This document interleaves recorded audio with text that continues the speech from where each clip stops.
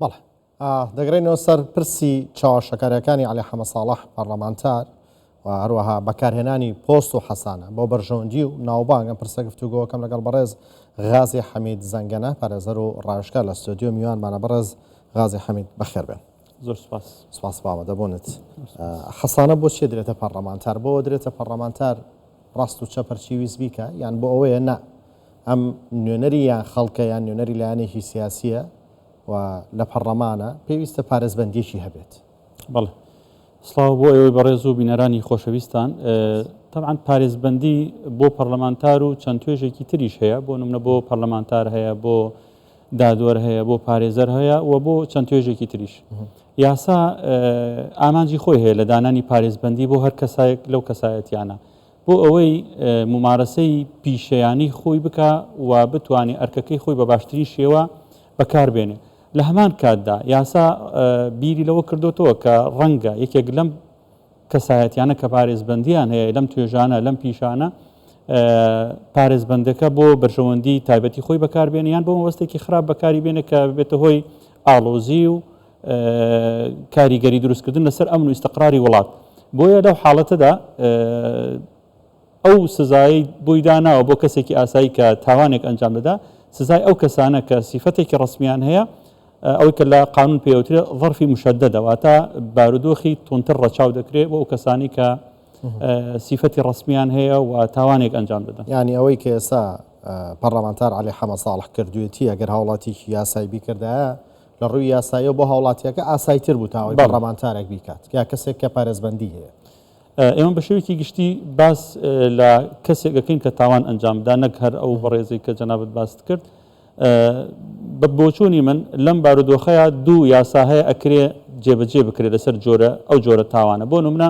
یاسای ژمارە 6 بۆ ساڵی 2008 یاسای خراپ بەکارهێنانی ئامێرەکانی پەیوەندیکردن کە ئێستا بەرکارە لە هەرێمی کوردستان، مادەکانی 2 و 3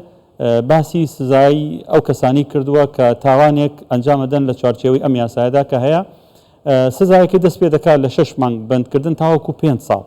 ئەم مودەیە یاسادانەر بۆچی دایناوە؟ بۆ ئەوەی ئەگەر بێت و کەسەکە کەسێک بێ زانیاریکی ئۆتۆی یاسایی نەبێ، پێشینەی نەبێ و ئیستیغلالی وەزیفەی نەکرد بێ، حەدی ئەدنای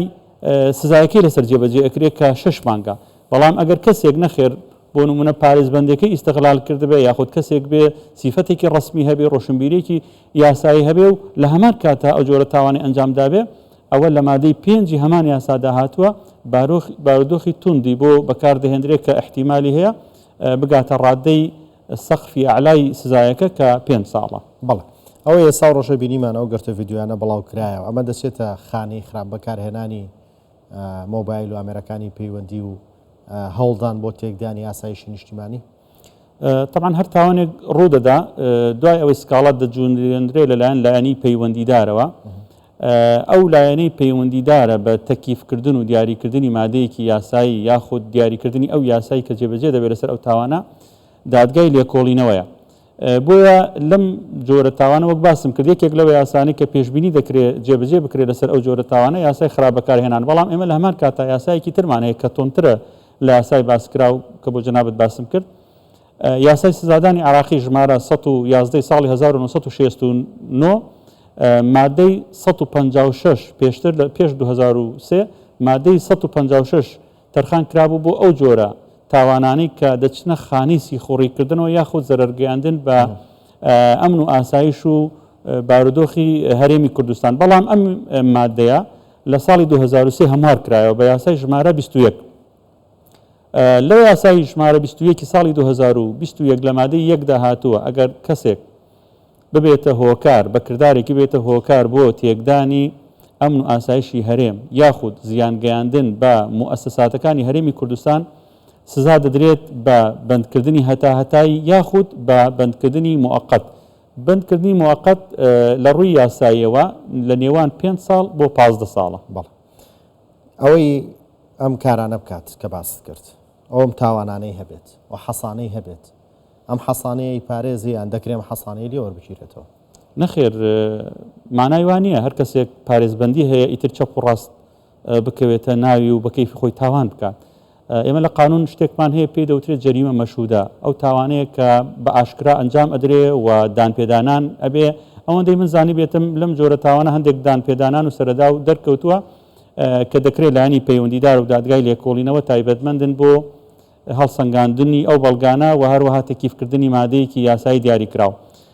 من نمونێکی ترت بۆ هێنم من لە سەرەتای بەرنامەکە باسی پارێزبەندی چەند چین و توێژێکی ترم کرد بۆ نمونە دادوەر پارێزبەندی هەیە پارێزەر پارێزبەندی هەیە دادوەر کە یەکێکە لەو کەسایەتیانە لەو کارکتەرانی کە خۆی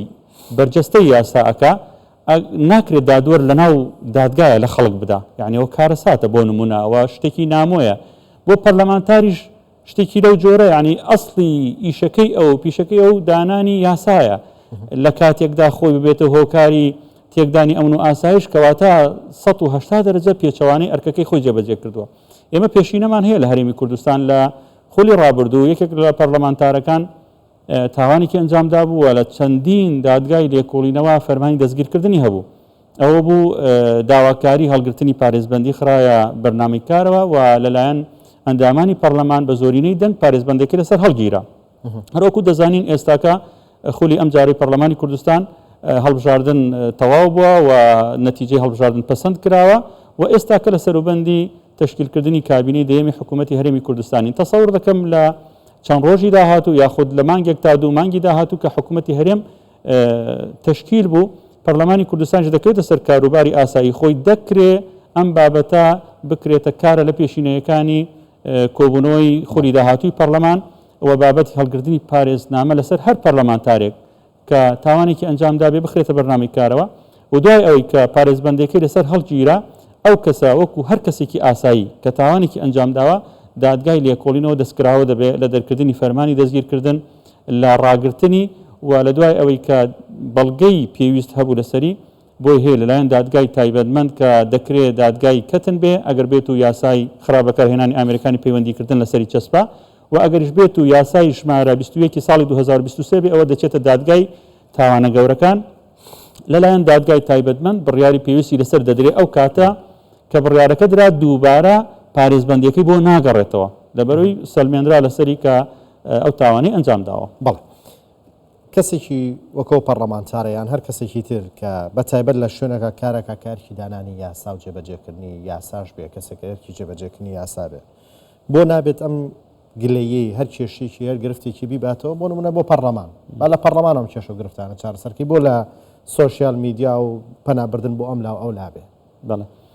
بەداخەوە لە ساڵانی ڕابردوو بازاڕی ئەو جۆرە کەسانە گەرم بووە و عاتیفە و سۆزی خەڵکیان استغلال کردووە بۆ بەدەستێنانی خۆشەویستی خەڵکو و دەنگی خەڵکو ئەم جۆرەشتانە دەبینین لە دوای ساڵی 2011 چەندین خەڵک خۆیان وەکو پاڵەوان ناسان لە گۆڕەپانەکانی خۆپیشاندان لە شاشەی تەلەڤیزۆن و سۆشیال میدیا دوای تێپەڕبوونی ماوەیەکی کەم بینیمان خۆیان کاندی دەکەن بۆ پەرلەمانی کوردستانیان داوای پلە و پۆستی ڕسمی ئەەکەن ئەم بەڕێزە و هەر بە ڕێزێکی تریش ئەگەر مەبەستی بێ مەبەستی ئاشکراکردنی گەندەڵی بێ مەبەستی پەردەلادان بێ لەسەر تاوانێک هەڵەیەک ڕێگای یاسایی خۆی کە دەکرێت لەوێ دەنگی باشتر بکە کە لەوێ دەتوانێت بە یاسا ڕێگری بکات لە بابەتێکی نایاسایی ڕێگری بکات لە بابەتێکی گەندەڵی خۆ ئەو کاتە کاریگەریەکەی زیاترە بێ نەک خۆی بهێنێتە خوارە خۆی بهێنێتە ئاستێکی نزم بە مۆبایلێکی تەسویری